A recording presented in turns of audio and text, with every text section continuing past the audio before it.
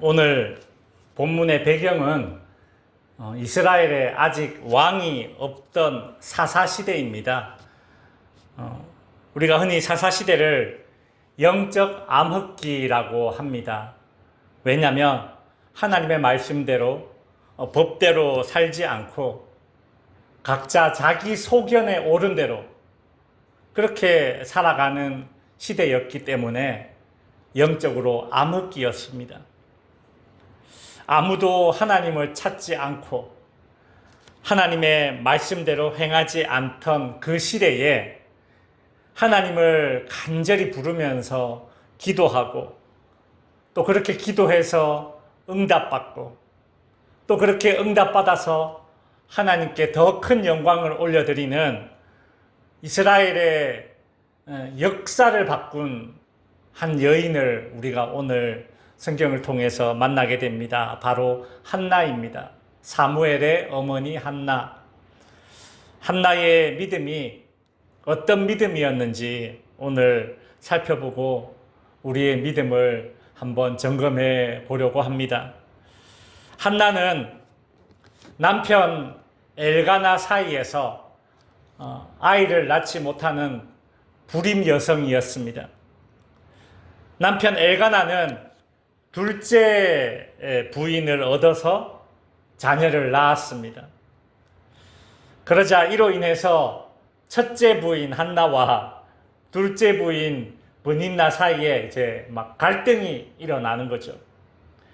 둘째 부인 브닌나가 자기는 이제 자녀를 출산하였으니까 자녀를 출산하지 못한 첫째 부인에게 막 무시하고 멸시하고 그렇게 괴롭게 했던 것입니다. 한나의 고통은 크게 두 가지로 구분할 수 있습니다. 첫 번째는 아이를 낳지 못하는 불임의 고통. 두 번째는 그 불임으로 인해서 겪게 되는 인간적인 갈등, 버닌나의 멸시가 있죠. 근데 한번 생각해 보십시오. 첫 번째 고통의 원인, 즉 불임의 고통의 원인을 오늘 이 성경에서는 뭐라고 그 원인을 찾느냐 하면 6절에 보면 여호와께서 그에게 임신하지 못하게 하심으로 한나가 불임 상태였다라는 것입니다. 우리는 여기서 이제 통찰력을 가지고 이걸 구분해야 됩니다. 첫 번째 고통과 두 번째 고통을 나눠서 볼 수 있어야 돼요. 즉, 불임이라는 고통은 하나님께서 주신 고통이라는 거예요. 그리고 그 불임 때문에 겪고 있는 브닌나와의 그 인간적인 갈등, 그것은 불임 때문에 파생된 고통입니다. 따라서 이 한나의 고통은 하나님만이 해결하실 수 있는 고통이에요. 그러니까 지금 브닌나와의 이 갈등은 한나가 아이를 낳으면 더 이상 그건 갈등거리가 되지 않는 거예요. 그렇잖아요. 근데 이 아이를 낳지 못하는 이 불임은 하나님께서 지금 그것을 탁 그렇게 그 모든 것을 손에 쥐고 있다는 거예요. 그냥 하나님이 해결해 주셔야지만 이 두 가지 고통이 온전히 해결될 수 있는 것입니다. 한나의 남편 엘가나는 첫째 부인인 한나를 더 사랑했습니다. 보통 우리가 무슨 옛날 드라마나 사극 뭐 이런 거 있잖아요. 옛날 뭐 일부 다처제 시대에 그런 드라마 같은 걸 보면 항상 그렇잖아요. 이 남편이 첫째 부인 구박하고 둘째 부인에게 빠져가지고 살잖아요. 그죠? 근데 이 엘가나는 뭐 그렇지는 않았어요. 첫째 부인, 정부인을 더 많이 사랑해줬다. 그렇게 이제 오늘 성경에 나오고 있습니다. 무엇을 주더라도 둘째 부인보다, 브닌나보다 첫째 부인 한나에게 갑절로 주었대요. 뭘 주더라도 두 배로 줬다라는 겁니다. 근데 엘가나 남편은 그렇게 한나를 사랑하고 위로해준다고 하는 방식이 그런 방식이에요. 2배로 주는 거예요. 근데 2배로 준 그 사랑 때문에 오히려 버닌나는 한나를 더 시기 질투하겠죠. 그죠? 남편이 한나를 사랑하면 사랑할수록 2배로 주면 줄수록 이 둘째 부인 버닌나는 더욱더 한나를 시기 질투하면서 괴롭히는 것입니다. 이게 해결되지가 않는 거예요. 물론 한나 입장에서는 남편에게 찬밥 취급받는 것보다 2배로 사랑받는 것이 낫겠지만, 그렇지만 그것으로 한나의 이 갈급함은, 이 결핍은 해결되지 않는 것입니다. 결코 남편이 채워줄 수 없는 결핍이 한나에게 있잖아요. 불임이라는 오로지 하나님만이 해결할 수 있는 결핍이 지금 한나에게 있습니다. 한나는 이 사실을 알았어요. 나의 이 결핍을 해결해 줄 수 있는 것은 남편의 2배의 사랑이 아니야. 그래서 한나는 창세기에 보면 또 불임 여성이 나오지 않습니까? 그 야곱의 2 아내였던 레아 말고 라헬이 아들을 낳지 못하자 야곱에게 얼마나 생떼를 씁니까? 막 야곱을 막 달달 볶으면서 막 괴롭히잖아요. 근데 이렇게 생각해 보면 그래요. 사람들은 본인이 감당할 수 없다고 생각되는 그 문제 앞에서 판단력이 흐려집니다. 라헬이 야곱을 막 붙잡고 생떼를 쓴다고 해서 본인의 이 불임이 해결됩니까? 안 되잖아요. 내가 감당할 수 없는 그런 문제다라고 생각이 들면 그 괴로움 때문에 이 판단력이 흐려진다라는 거예요. 그래서 엉뚱한 것에 힘쏟고 엉뚱한 사람에게 때를 씁니다. 그러나 한나는 그러지 않았다는 거죠. 고통의 근원을 바로 알아야 바른 대처법이 나오지 않습니까? 한나는 결핍의 이 열쇠를 쥐고 계신 분이 하나님이심을 알고 그 결핍을 해결해 줄 수 있는 분도 하나님이심을 알았기 때문에 하나님께 찾아가서 하나님께 간구합니다. 여러분, 이것이 우리가 본받아야 할, 한나에게 본받아야 할 믿음입니다. 내가 해결할 수 없는 어떤 그런 결핍의 순간에 내가 놓여졌을 때에 엉뚱한 데 힘쏟고 엉뚱한 사람에게 때를 쓰기보다 하나님 앞에 나아가는 것, 이것이 우리가 본받아야 될 한나의 믿음인 것이죠. 나를 고통스럽게 하는 그 문제의 근원을 바로 알고 그 문제를 해결할 수 있는 분 오직 하나님이심을 인정하는 그 믿음이, 그게 여러분 보통 믿음이 아닙니다.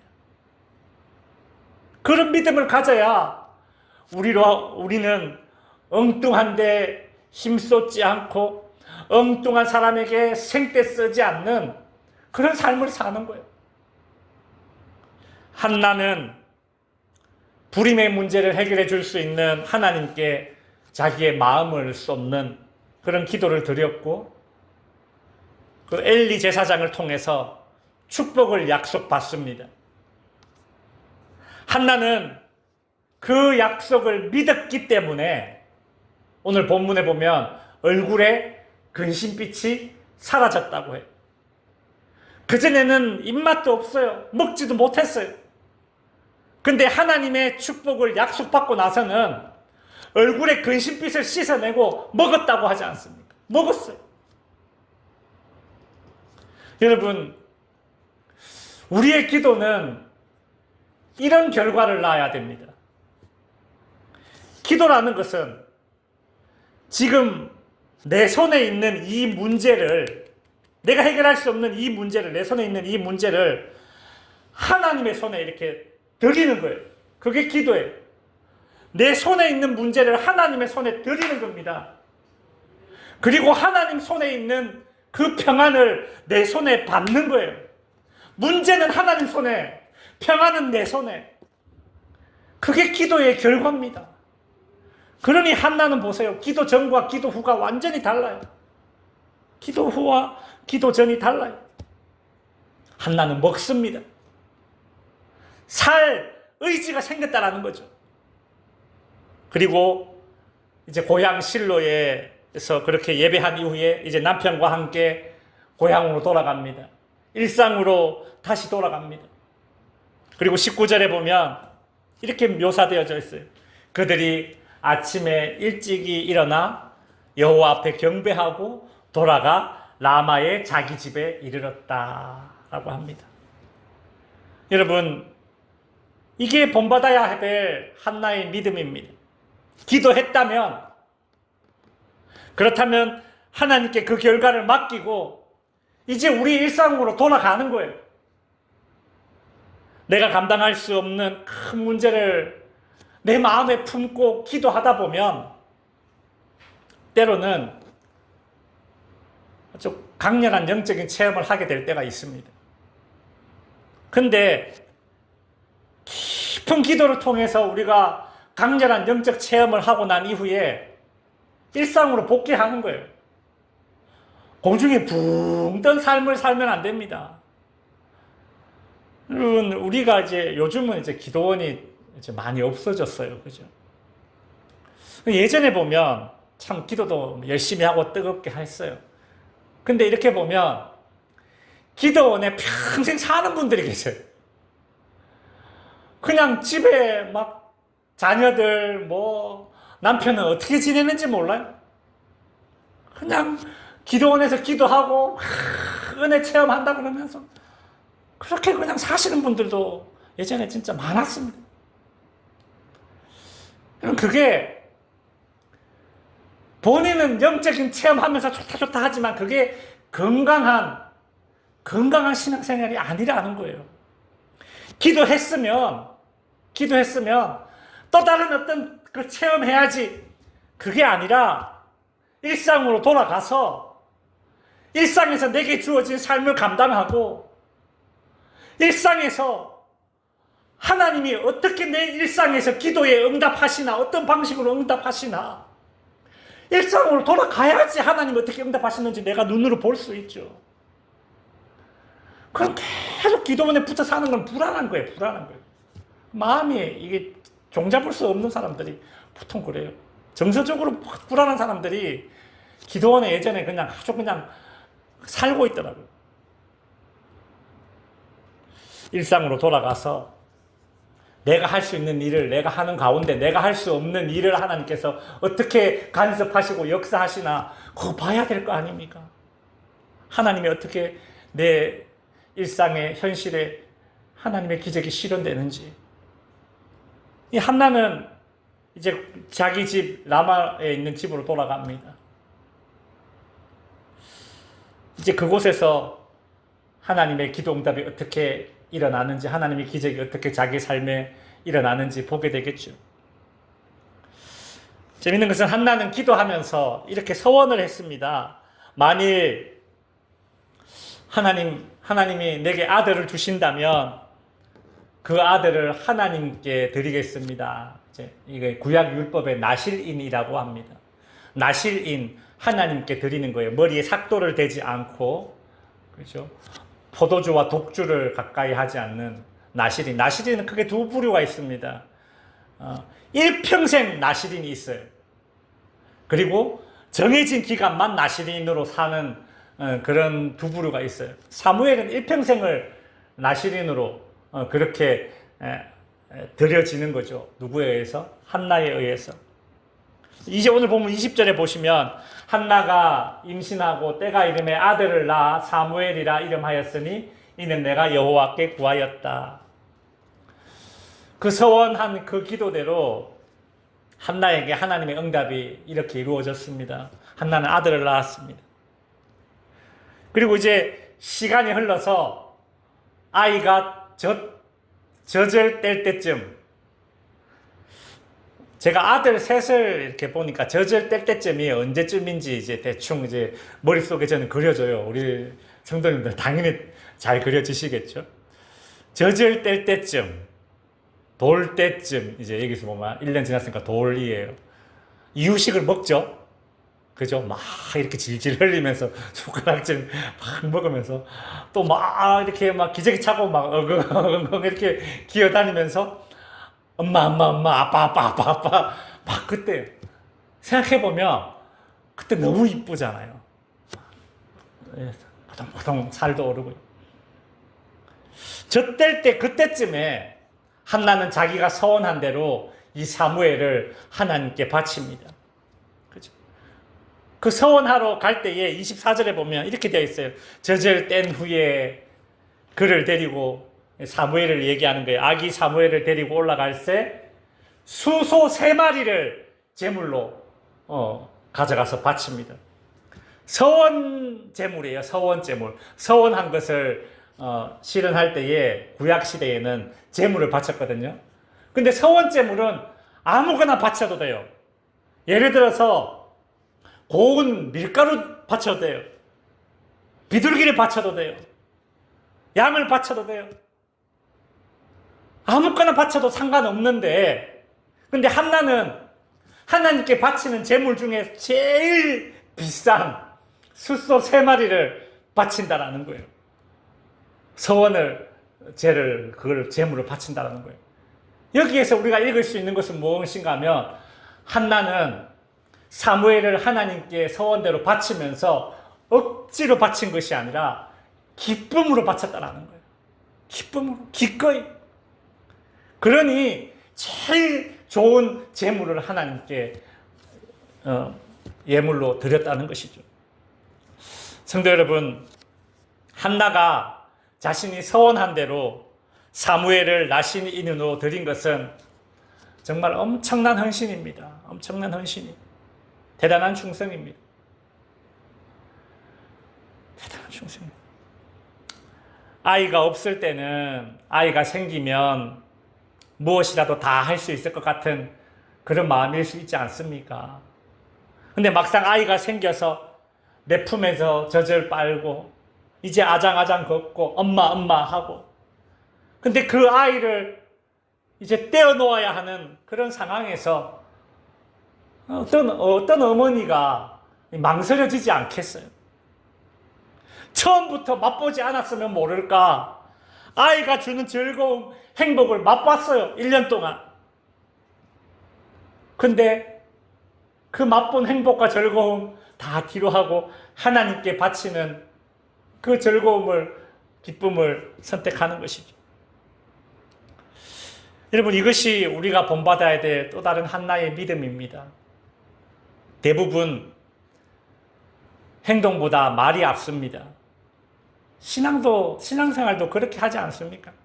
우리가 하나님 앞에서도 행동보다 말이 앞서잖아요. 그러나 한나의 믿음은 말이 아닌 행동으로 증명하는 믿음이었습니다. 한나는 사무엘을 나실인으로 바침으로써 이 사무엘이 한 가정의 아들이 아니라 이스라엘이라는 큰 한 민족을 책임지는 민족의 아들이 되게 했던 것이죠. 우스갯소리 중에 이런 말 있지 않습니까? 잘 키운 아들은 사돈집 아들, 더 잘 키운 아들은 나라의 아들, 못 키운 아들은 내 아들. 근데 한나는 잘 키운 아들을 하나님께 드려서 이스라엘 민족의 지도자로 그렇게 쓰임받게 했다라는 것이죠.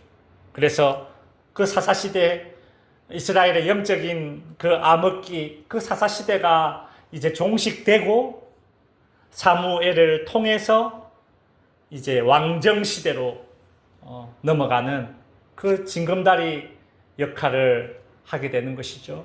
사무엘을 통해서 사울 왕과 다윗 왕이 기름 부어지고 그 다윗 왕의 후손으로 예수 그리스도가 나십니다. 이제 말씀을 정리하겠습니다. 제가 이제 청송에서 이렇게 휴가를 보내고 올라오는 길에 청송 IC 근방에 99칸짜리 기와집이 있다고 하더라고요. 그러니까 조선시대에 왕이 법을 이제 하나 만들었는데 왕 외에 다른 어떤 높은 벼슬을 가진 돈이 많은 사람들도 방을 100칸을 만들지 마라 법으로 만들었어요. 그래서 돈이 아무리 많아도 방을 100칸을 만들 수 없습니다. 99가 한계예요. 근데 제가 청송 IC 거기 입구에 보면 99칸짜리 정성집 기와집이 있습니다. 아주 막 가서 봤더니 막 어리어리하더라고요. 막 여기도 방 저기도 방 막 아주 막 야 조선시대 때 이렇게 살았다고? 예? 막 어리어리해요. 근데 이렇게 보면 야 이게 13대를 만석군으로 지낸 집안이고 그 집안에 정성이 수십 명이 나오고 왕비가 3명이나 나오고 아주 막 가문이 막 엄청난 가문이었어요. 이렇게 얘기를 들어보니까 그래요. 제가 99칸짜리 그 고래등 같은 그런 정성집 기와집을 이렇게 구경하면서 놀랬지만 또 한편으로 그런 생각이 들었습니다. 야, 99칸짜리 이 기와집에 사는 만석군 정승 가정 이 집이라고 해서 근심이 없었을까 그 생각이 들어요. 얼마나 행복했을까. 여러분 방이 99칸이나 있는 정성집도 그들만 아는 우리가 모르는 그들만의 결핍이 있을 것 아닙니까? 그죠? 마찬가지로 오늘 우리에게도 나만이 아는 그런 결핍이 있습니다. 그 모든 결핍의 순간 오늘 본문에 나오는 그 한나의 믿음을 우리는 추구하고 닮아가야 됩니다. 결핍을 해결하실 수 있는 분이 오직 하나님이심을 알고 엉뚱한 곳에 힘을 쏟지 않겠습니다. 엄한 사람에게 때를 쓰지 않겠습니다. 결핍의 순간마다 하나님께 찾아가 하나님께 간구해야 합니다. 이것이 우리가 본받아야 될 한나의 믿음이죠. 한나는 하나님께 기도한 후에 먹고 근심의 빛을 씻어내고 집으로 돌아와 그의 일상의 삶을 영위했습니다. 기도했다면 이제 그 기도의 결과도 하나님께 맡기고 일상으로 돌아가는 것이죠. 내 일상에서 어떻게 하나님이 내 기도에 응답의 역사하실지 기다리는 것이 우리가 본받아야 될 또 다른 한나의 믿음입니다. 마지막으로 한나는 사무엘이 자라서 이제 젖을 때쯤에 서원대로 사무엘을 나실인으로 하나님께 바쳤습니다. 말이 아닌 행동으로 증명하는 믿음, 이것이 한나의 믿음이었죠.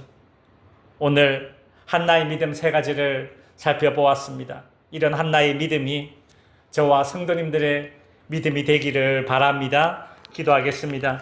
하늘에 계신 우리 아버지여, 이름이 거룩히 여김을 받으시옵소서.